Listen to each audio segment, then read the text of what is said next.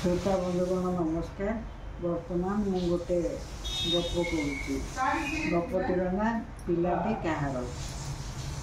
अनेक दिन कथा गोटे राज्य जड़े राजा था से ग्राम गोटे से सहर में गोटे ग्रामटे थाए। खूब खूब सुंदर से सहर। दिने पाखरे रहुथिबा पार्वती और अहल्या भितर किछि पाटितुंड परिवार शुणागला। ताफेर एक छुआ को नहीं 2 वर्षर छुआ पुओटी की नहीं से गाड़ी लगी। अहल्या पार्वती 2 जन महिला पार्टी करी कहते ए छुआटी मेरे तेणु ए छुआटी की मत दे दियो। अच्छा कथा छुआटी गोटे पुओ से केमती 2 जनकर हम जनकर हवा कथा ना तथापि 2 जन जाक गाड़ी लगी लोक मैंने जमा हो गले। लोक मैंने कथा से शुणिले शेष लोक मैंने कहले ए रजा अति दयालु एवं बहुत बुद्धिमान। आपण माने 2 जन जाक जाकि रजा ए प्रश्न पचार। किछि समय पर लोक मैंने जिते बुझाइबा चेष्टा कले भी बुझिलेनी से रजा निकट गले। ग्रामर मुखिया यह समाधान कर कहले राजा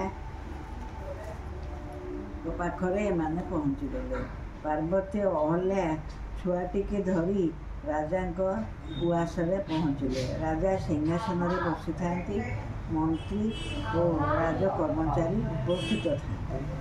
राजा कर्मचारी और 2 महिला नहीं राजा सम्मुख में ठिया कर छोट पुओटी राज कर्मचारी धरी था। रजा को 2 महिला प्रणाम जनाइले। रजा हसी हसी पचारे तुमर कौन आपत्ति अच्छी? संगे संगे दरवानटी कहला महाराज मु धरी शिशुपुत्र को नहीं ए 2 महिला झगड़ा कर से कहूँ मोर से कहूँ मोर। राजा पचारे दरवान को कहले 2 महिला कहते छुआटी आमर। अहल्या पार्वती 2 जनकर गोटे छुआ केमती करी हम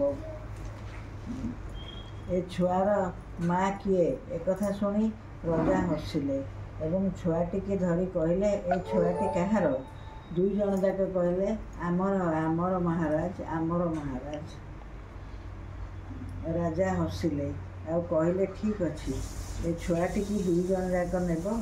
तेबे सांगे सांगे सांगे घातक को डाकिले एवं कहले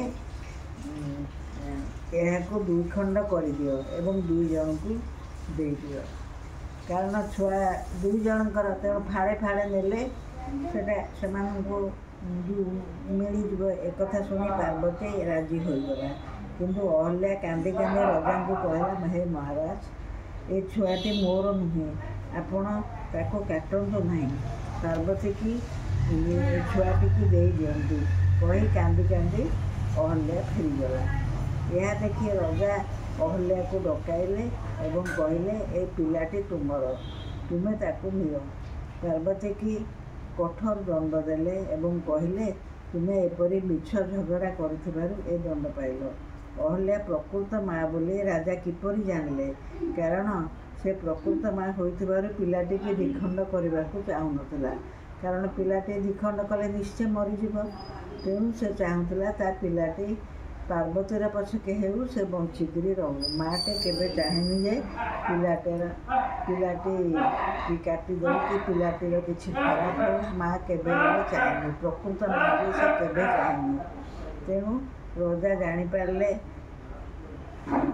तारे छोट पुओटी की पार्वती नहीं पछे से बंचिक रहू बोली अहल्या चाहिला। प्रकृत में जन्म कला माँ ता संतान को अधिक भल पाए।